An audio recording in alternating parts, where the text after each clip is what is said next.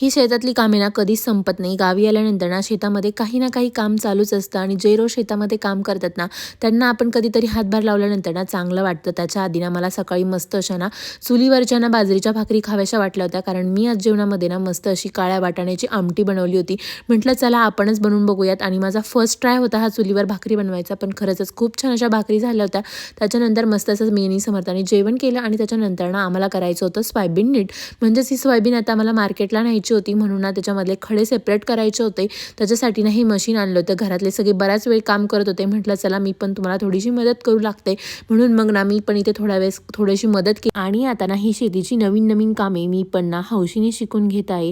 तर त्याच्यानंतर मला जायचं होतं भैया आणि बहिणीच्या ॲनिव्हर्सरीसाठी. तर त्याच्यासाठी ना इथे आम्ही ना फोटोचा बुके बनवला होता. एकदम इझी आहे, म्हणजे आमचा फर्स्ट ट्राय होता. याचा फायनल लुक तुम्हाला कसा वाटला कमेंटमध्ये नक्की सांगा.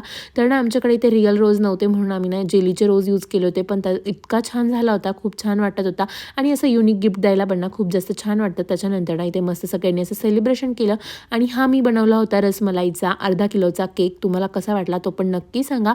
आणि त्याच्यानंतर ना मस्त असं सेलिब्रेशन झालं. तर असं होता माझा दिवस. Thanks for watching and bye and follow me. चलो बाय.